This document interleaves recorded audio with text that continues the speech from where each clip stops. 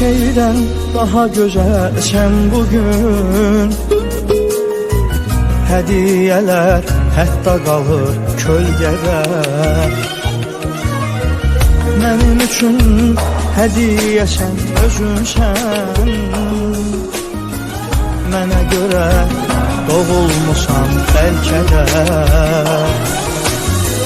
Bugün günlərdən sənin günündür.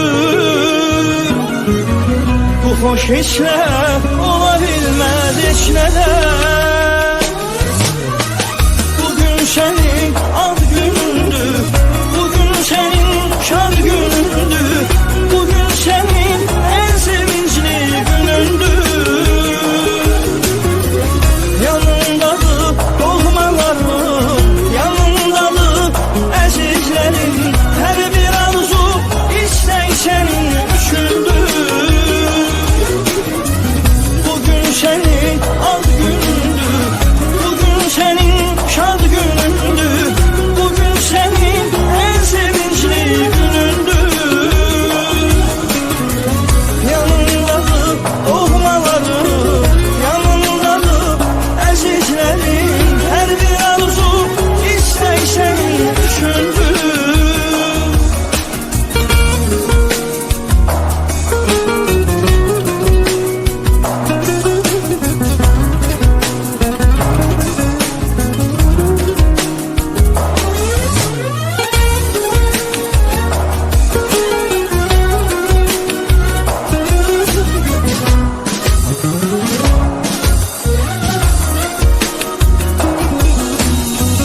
Nə yaxşı ki doğulmusan, nə yaxşı.